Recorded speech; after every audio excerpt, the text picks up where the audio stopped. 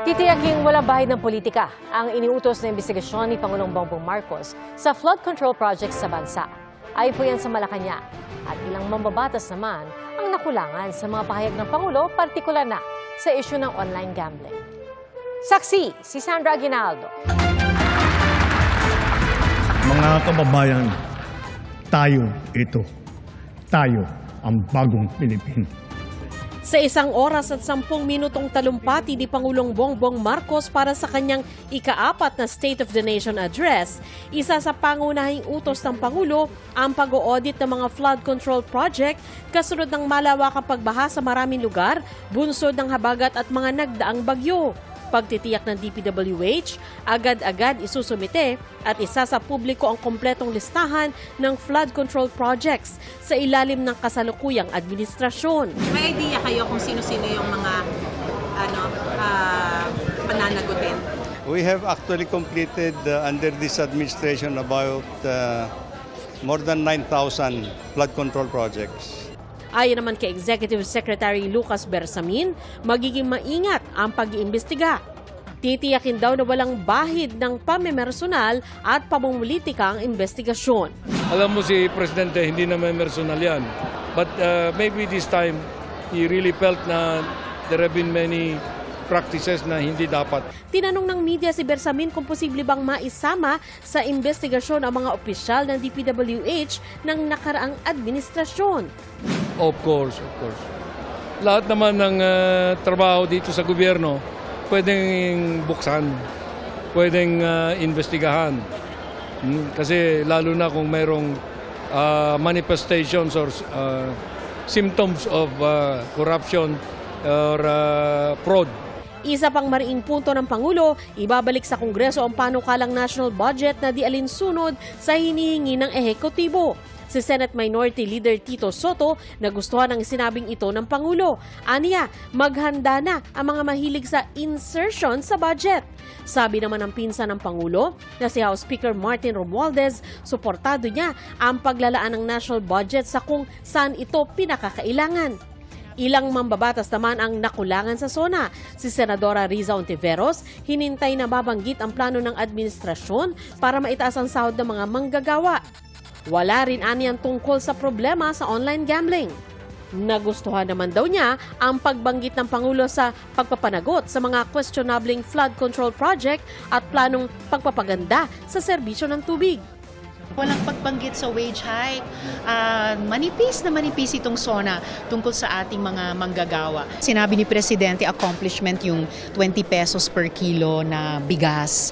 Pero ilang economists na ang nagsasabi sa atin, hindi talaga sustainable yan.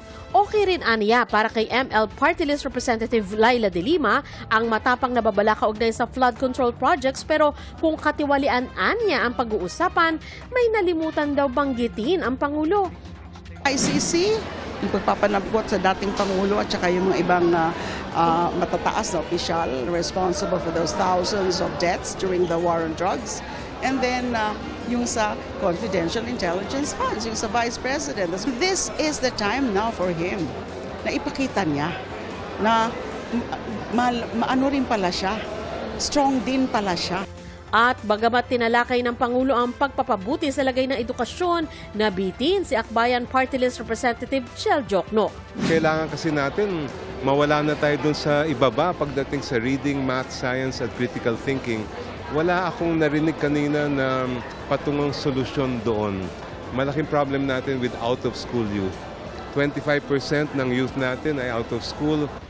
Ang pagbibida ng Pangulo kaugnay sa mga benepisyo ng PhilHealth, hindi naman agad binili ng ibang mambabatas. Kailangan daw abangan kung matutupad ang mga ito. Actually, this is a reaction to all of those scandals. But the key is not only the talk today. Will the people under him actually carry it out at may tunay na reforma dito? So yun ang aabangan natin. Si Senador Joel Villanueva ay kinatuwa ang sinabi ng Pangulo ukol sa flood control. Pero sana aniya magkaroon ng total ban sa online gambling. Kaugnay naman sa pagpapasa ng budget. At the end of the day, talagang our job is to scrutinize the budget being submitted to us by the executive at tulungan kami ng Pangulo no, dun sa gusto niyang mangyari. And klaro yung gusto niyang mangyari, accountability. So we will give that to the President and we will cooperate. Ilang senador naman ang nagsabing di sila dumalo sa SONA, gaya ni na Senador Bongo na sinabing meron siyang severe back spasm. Wala man daw siya roon, pakikinggan pa rin niya ang SONA. Si Senador Robin Padilla sinabing di siya makadalo bilang protesta sa pagkakakulong ni dating Pangulong Rodrigo Duterte sa The Hague. Nauna nang sinabi ni Senador Bato de la Rosa na di siya magpupunta. Di rin dumalo ang kapatid ng Pangulo na si Senadora Amy Marcos dahil anya sa nakaschedule niyang pagtulong sa mga nasalanta. Sa SONA, makikinig naman tayo. Alam ko na ilalathala naman lahat ng mga sasabihin ni Presidente sa ating mga pahayagan, sa radyo, sa TV. Mababasa naman namin yon at masusundan. Samantalang yung mga nangangailangan ng tulong, hindi na makakapag-intay. Para sa GMA Integrated News, ako si Sandra Aguinaldo, ang inyong saksi.